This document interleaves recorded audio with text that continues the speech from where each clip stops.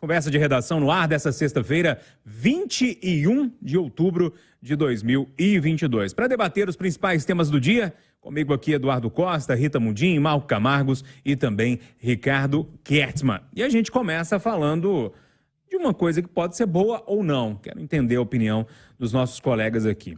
Fusões de partidos. Pelo menos metade dos partidos do Congresso planeja fusões. Legendas tradicionais, Ricardo Kertzmann, PP, União Brasil, PSL, Democratas, MDB e PSDB, PDT e PSB, que perderam representatividade com o resultado das eleições, iniciaram conversas para tentar aumentar a força e superar a chamada cláusula de barreira. Como é que você vê essa história? Bom dia.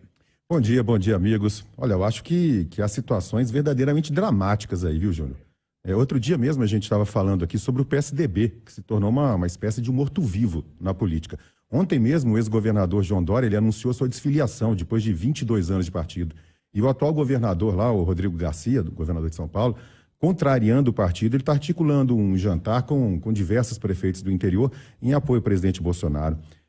O próprio Partido Novo também, né, ele passa por um período muito difícil, porque além do insucesso nacional nas eleições, ele teve sua bancada bastante reduzida e só aqui em Minas ainda conta com um quadro de grande importância, que é o governador Romeu Zema. Ele já falou em fusão, inclusive, o governador Romeu Zema. Sim, né? sim. É um caminho até, diria, natural para as eleições de 2026. Além disso, dentro do próprio Novo também há uma guerra fratricida, né, e pública, com pessoas trocando comentários bastante ácidos, principalmente o fundador, o João Amoedo, e os membros atuais do partido. Olha, Júnior, eu acho que tem um dado aqui que corrobora muito nessa questão das fusões partidárias e o verdadeiro sentido de a gente ter tanto partido assim no Brasil, né? O número é espantoso. 28 dos 513 deputados que vão participar da próxima legislatura, só 28 tiveram votos próprios, né? Então, acho que isso mostra bem a realidade do quadro político, partidário, eleitoral brasileiro. E a gente tem que reavaliar, sim, essa necessidade de ter tantos partidos assim ou não, até porque cada vez mais a gente tem menos ideologias, menos certezas no Brasil. Essas eleições estão mostrando isso, que essa polarização é tão grande, a gente pode chamar entre esquerda ou centro-esquerda e direita e centro-direita, que a gente não consegue, eu pelo menos não consigo ver tantos partidos assim, ideologicamente diversos, né? Vamos ver o que sobra disso aí. Eu acho que se tivesse 10 partidos no Brasil, eu estou achando até que é muito, sabe? É mais do que o suficiente. Eduardo, você já imaginou um dia aí MDB e PSDB acabarem e tornarem um partido só? Partidos que eram gigantescos até pouco tempo. Bom dia. Bom dia para todo mundo. A política é um barco que vai A política é um barco que vai para o mar. Se as águas estão calmas, está todo mundo junto. Estamos juntos e misturados. Se primeira onda mais alta, salve-se quem puder. O primeiro barco passar, o cara pula. Não tem compromisso com nada. Toda eleição tem isso, né? Nós vamos fazer 1000 acordos agora. E eu preferia... Olha que loucura que eu vou falar. Uma vez eu fui convidado a fazer uma palestra na faculdade, não vou dizer o nome, não.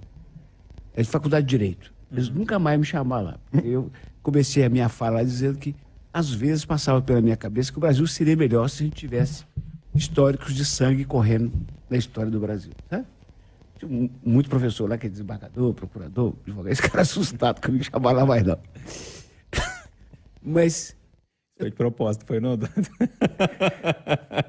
Foi. Mas, enfim, continua seu comentário. Foi. Eu preferia, sabe? Que o Brasil fosse igual ao Sudão. Eu escutei hoje que morreram quase 200 na guerra. Estão jogando fogo na casa um do outro porque tomaram a atitude de proibir que os membros de uma tribo tenham terreno daqui para frente. Propriedade, enlouquecer. Quando eu vejo a notícia dessa e recebo aqui um zap do advogado aqui, de que, presta atenção, e deu na UOL, hein? O UOL especial do TJMG aprovou... Desculpa, a gente acabou de falar disso lá fora, vai. Aprovou o pagamento de verbas retroativas a 2006. A 2006. A serem acrescentadas aos salários dos juízes e desembargadores do Estado. Dinheiro é bom? Nos cálculos do presidente da Corte, desembargador Arthur Carvalho, o custo será de 5 bilhões.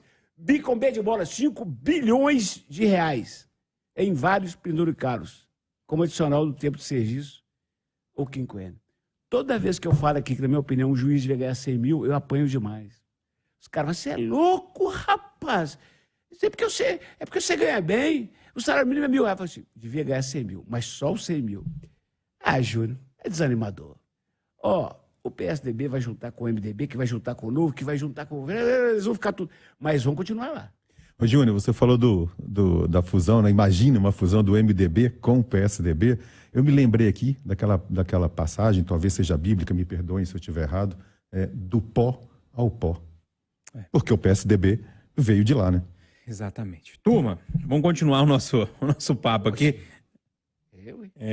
Ô, Rita Mundim, eu não sei, eu fico vendo essa situação, essas fusões, me parece ser uma coisa boa. Afinal, a tendência, então, é que o número de partidos diminua no Brasil. Bom dia para você. Bom dia, Júnior. Bom dia a todos. Se não me falha a memória, nós tínhamos, antes dessas eleições, 33 partidos. O que é o partido político? Qual é o papel do político? E qual é o papel da política? É estabelecer escolhas de políticas públicas para atender bem ao cidadão. E aí eu vejo que os partidos políticos eles tinham que ter programas especificando de forma bem clara qual o papel do Estado. Então, isso é o conteúdo programático que deveria ser de qualquer partido. Mas, infelizmente, no Brasil, desde 85, a gente tem que contextualizar. Eu acho que o que falta muito aqui para o brasileiro é esse amor à história. É entender o que aconteceu no passado para saber por que nós chegamos aonde nós chegamos hoje. Então, desde o processo de redemocratização, esses políticos e esses partidos que nos trouxeram até aqui, eles fizeram empresas, eles constituíram empresas para abocanhar as verbas do contribuinte no sustento próprio. Então, os partidos se transformaram em empresas, os estados se transformaram, como eu disse, o Brasil se transformou em capitanias hereditárias, e é necessária uma reforma política que está sendo feita já pelo voto do povo. Porque o que está em questão hoje, por exemplo, eu vivo falando também aqui, nós estamos num plebiscito, em qual o papel do Estado. Então, deveríamos ter, no máximo, 2, 3, 4 partidos. Um partido que gostaria de um Estado cada vez maior, cada vez mais presente, e de um indivíduo cada vez mais dependente de políticas do Estado. Por outro lado, na outra ponta, um Estado menor, um Estado essencial, um Estado mínimo, que provesse educação, saúde, segurança de qualidade e alguma coisa ao centro disso. Mas não. O que nós criamos no Brasil com esses políticos que redemocratizaram o Brasil, pensem aí nesses políticos que nos trouxeram até aqui, do MDB, do PSDB, era democratas, aí eles vão mudando de nome. Mas, na verdade, são empresas para abocanhar o dinheiro do cidadão e para não entregar nada em termos de conteúdos programáticos e entregas para a sociedade. Esse modelo começa a ser questionado a partir de 2016 com as reformas e esse esquemão, esse sistemão está sendo questionado e muito questionado pelas propostas e pelo governo que vem sendo feito até aqui por Jair Bolsonaro. Ô Mal Camargos, eu não sei, eu queria até entender a sua análise como cientista político, porque eu tenho a sensação que essa cláusula de barreira vai diminuir os números de partidos e diminuindo o número de partidos, isso seria bom para a nossa democracia. Mas, por outro lado, a gente olha para a situação e não vê os partidos com tanta importância assim para o eleitor, pelo menos é a minha percepção. Bom dia para você. Bom dia, Júnior. Os partidos deveriam ter uma importância muito grande, sim, porque ele deveria funcionar como um atalho. Se determinado candidato está determinado partido, já dá para antecipar qual é o comportamento que ele terá uma vez que ele seja eleito. O problema no Brasil é que o eleitor não valoriza os partidos, mas principalmente vários políticos não valorizam os partidos. Rita está colocando Bolsonaro como um membro de um partido que ele tem uma identidade, que tem um lado, que tem uma bandeira, que tem um projeto de Estado e etc. Mas se a gente pensar, qual é a história do Bolsonaro com o PL? É nenhuma. Foi um partido que foi a oportunidade desta eleição. E na oportunidade que o Bolsonaro escolheu lá atrás, ele inflou o partido PL. Então, o 22, até muito pouco tempo atrás, era um partido pequeno. E nesta eleição será o maior partido da Câmara a partir do resultado de 2022. Este é o perigo da falta de identidade partidária. Quando os líderes migram de um partido para o outro, acabam inflando bancadas. Vocês vão bem lembrar que em 2018, o maior partido era o PSL, que praticamente desapareceu depois que o presidente Jair Bolsonaro deixou a sigla. A cláusula de barreira é algo muito importante, porque dificulta a sobrevivência dos pequenos partidos. E qual é o problema dos pequenos partidos? É porque eles usam as legendas como aluguel, trocam o tempo de TV por recurso para os seus dirigentes e, às vezes, usam o fundo partidário, ou quase sempre usam o fundo partidário, pensando nos seus benefícios pessoais e não de representação institucional. É nesse momento que entra a cláusula de barreira, porque ela elimina, ela retira o acesso ao tempo de TV e o acesso ao fundo partidário. Então dificulta a sobrevivência dos pequenos partidos, que obriga que eles aliem com outro partido. Agora, alinhar com outro partido não quer dizer necessariamente que vai ser um grupo coeso que anda em paz. Nós vivemos aqui em Minas uma situação bem interessante, na fusão Cidadania-PSDB.